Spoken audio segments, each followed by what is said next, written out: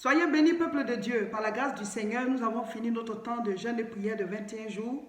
Le prochain, c'est du 1er au 21 octobre 2019, toujours cette année. Ça va faire le troisième. Dieu nous a mis à cœur de faire ces temps de jeûne-là. Ça ouvre les portes, ça ouvre les portes. Il y a un temps pour manger, il y a un temps pour arrêter de manger. Donc ceux qui n'ont pas pu le faire avec nous cette fois-ci et ceux qui l'ont déjà fait, qui veulent encore le reprendre, allez tous, on se prépare. En octobre, on va encore faire ce temps de jeûne et prière. Et présentement, nous sommes dans l'action de grâce. Vous êtes nombreux à nous envoyer vos vidéos, des témoignages de ce que les enseignements de Mme Seka ont fait sur vous, le mouvement de devenir un vrai chrétien, ainsi que le jeûne de prière de 21 jours. Gloire à Jésus, gloire à Jésus. Et puis, vous louez le Seigneur, c'est tellement beau à voir. Alléluia, bravo, bravo, bravo. Ceux qui veulent toujours faire venir la vidéo, vous pouvez la faire venir au WhatsApp de l'église, au numéro qui s'affiche chaque fois qu'on fait la vidéo. Voilà, vous prenez, c'est sur WhatsApp, vous pouvez envoyer aussi votre vidéo. Amen. Alors, chers frères et sœurs, tout au long de ce temps d'enseignement, de ce jeûne de prière, on a enseigné sur la parole. Le thème, c'était « Allons en eau profonde », basé sur Luc chapitre 5, du verset 1 au verset 4.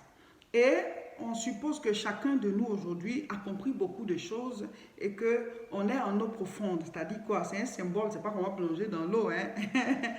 Mais comme Jésus a dit à Pierre, avancez en pleine eau, allez en eau profonde et jetez les filets, ça veut dire qu'il veut une relation profonde. Il veut une relation encore plus forte, pas des relations juste on est chrétien et puis c'est tout. Non. Donc aujourd'hui, on va parler de comment maintenir sa vie spirituelle en eau profonde. Voilà. Comment maintenir cette relation que nous avons acquise au cours de ce temps de jeûne et prière là, que tu aies jeûné ou pas, si tu as suivi les enseignements, comment maintenir cette relation. Romains chapitre 10, je lis le verset 17. Ainsi, la foi vient de ce qu'on entend, et ce qu'on entend vient de la parole de Dieu.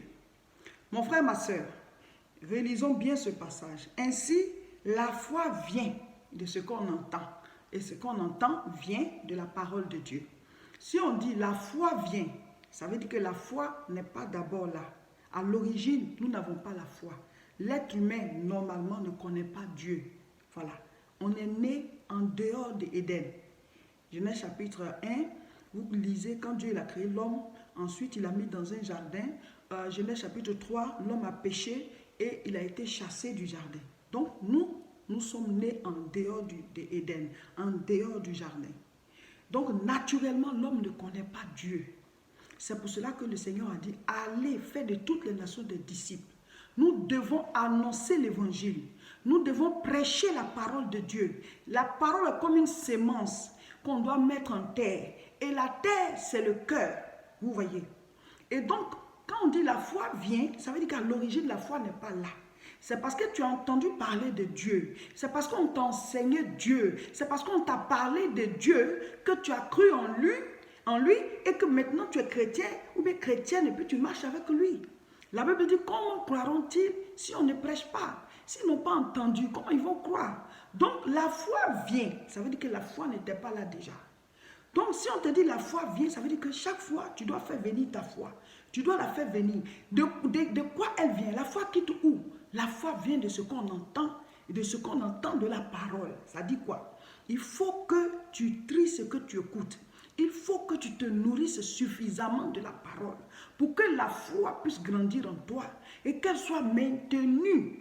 Il y a des gens qui vont comme ça dans leur vie chrétienne. Ils vont, ils montent, après ils redescendent, ils montent. Ils ont une vie spirituelle en dents de scie. Aujourd'hui, ils sont très spirituels. Après, ils retombent encore. Après, ils sont très spirituels. Non, il faut maintenir une certaine constance avec Dieu.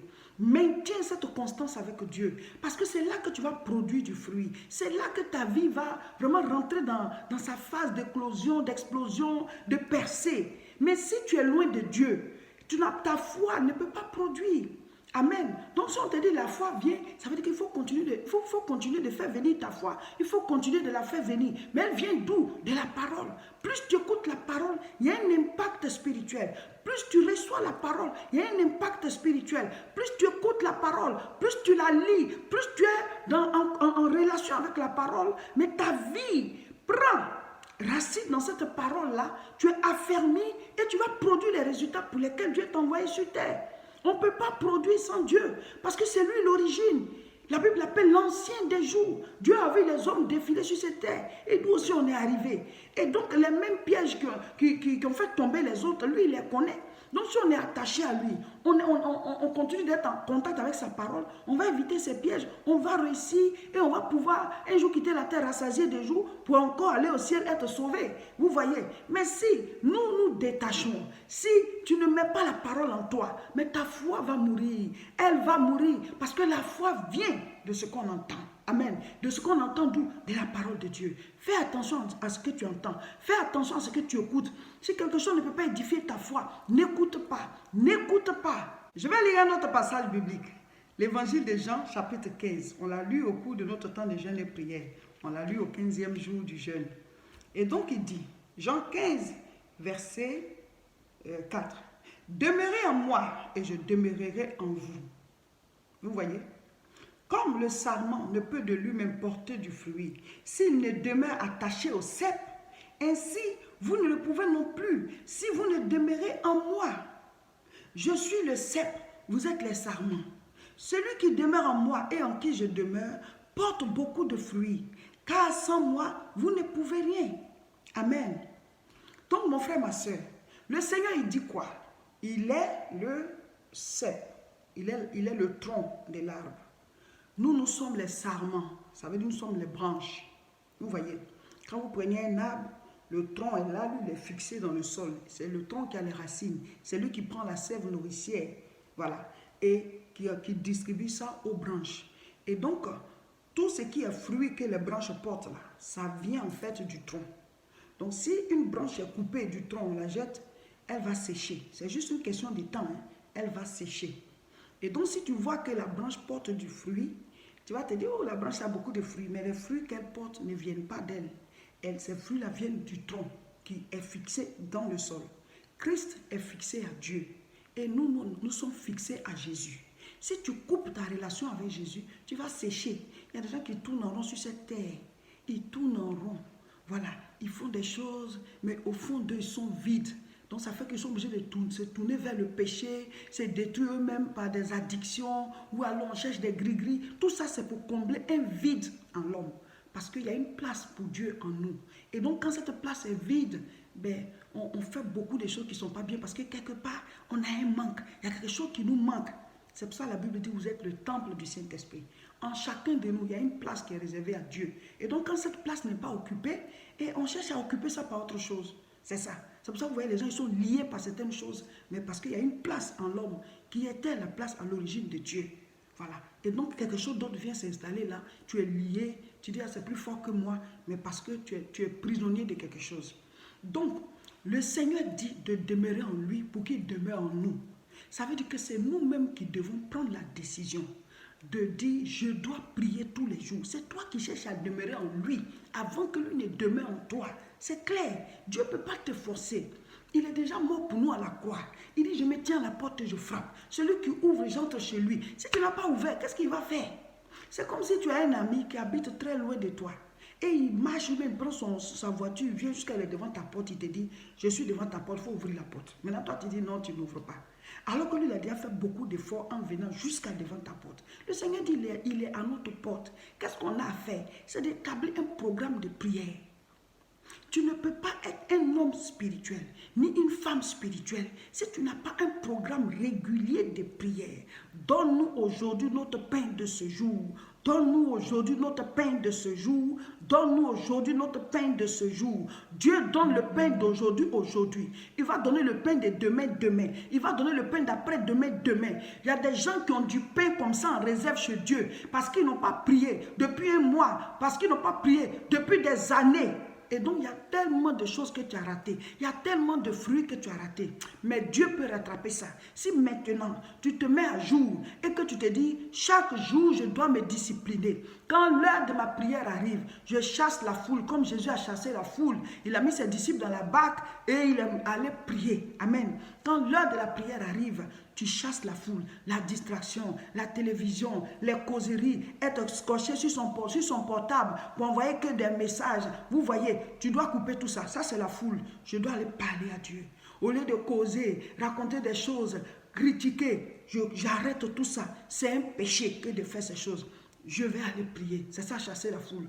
Tu te disciplines. Vous savez, il y a des choses que naturellement, on a envie de faire. Mais il y en a, il faut s'obliger. Voilà, c'est comme ça la vie. Pour aller à l'école, on n'avait pas envie d'aller quand on était enfant. Nos parents nous ont obligés. Mais aujourd'hui, on est content. Si on n'était pas parti, on dit, je ne sais pas lire, je ne sais pas écrire. Et ceux qui ne savent pas lire, ils sont tristes de ça. Vous voyez, pour ça. Donc si tu vois quelque chose qui est bien, tu n'arrives pas à le faire, oblige-toi. Il faut te forcer parce que c'est bon pour toi. Donc vous devez vous discipliner. C'est l'heure de la prière. Ma prière, je m'en vais prier. Vous voyez, et tu pries. Tu lis la Bible. Tu appliques ce que Dieu dit tous les jours, tous les jours. Vous allez voir. Vous allez voir les fruits que vous allez produire. Et vous allez rester dans cette relation. Vous serez des hommes et des femmes spirituels. Ça vient de Dieu. Tu ne peux pas trouver ce qui est en Dieu quelque part d'autre qu'en Dieu lui-même. C'est en Dieu que tu peux trouver ce qui est en Dieu. Voilà. Il ne faut pas chercher ce qui est spirituel quelque part d'autre. Oh, c'est Dieu qui donne ça. Je vais lire un autre passage biblique. Toujours l'évangile de Jean chapitre 15. Je lis le verset 16. Ce n'est pas vous qui m'avez choisi. Même moi, je vous ai choisi et je vous ai établi. Afin que vous alliez et que vous portiez du fruit et que votre fruit demeure. Afin que ce que vous demanderez au Père à mon nom, il vous le donne. Amen. Je vais juste parler de la partie où il dit, afin que vous portiez du fruit et que votre fruit demeure. Nous avons avancé durant tout ce temps de jeûne et prière, que vous ayez jeûné ou pas, vous avez suivi le programme, vous avez suivi les enseignements. Et nous avons avancé par les enseignements, par la prière, par le combat spirituel et tout. Nous sommes arrivés à un certain niveau. Il faut que ce fruit-là demeure. Il faut que tu arrives à maintenir ce niveau spirituel. Amen. Obtenir et maintenir. Dans la vie de tous les jours, tout ce qu'on se bat pour obtenir, il faut aussi mettre sur pied un plan pour le maintenir. Il y a des gens qui sont devenus très riches et puis du jour au lendemain, ils sont devenus encore pauvres. Pourquoi? Parce qu'ils n'ont pas mis sur pied un plan pour maintenir ce qu'ils ont obtenu. Donc, obtenir et maintenir, c'est ça le secret de la vie. Mais on obtient et on n'a pas un programme pour maintenir, on va retourner là où on était. Voilà. Donc, on a obtenu aujourd'hui une certaine profondeur, une certaine relation avec Dieu. Mets sur pied le plan, l'organisation pour maintenir. Dieu dit, afin qu'on porte du fruit et que ce fruit-là demeure. C'est ça le plan de Dieu. Pas qu'on porte du fruit et puis on détruit, après on porte, après on détruit ça, et puis voilà, finalement, pourquoi on l'a porté? On porte du fruit pour que ce fruit demeure.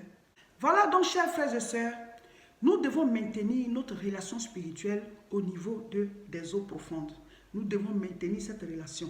Et pour ça, il faut rester connecté à la source qui te nourrit. Voilà. Vous qui n'êtes pas abonné à mes différentes chaînes, abonnez-vous.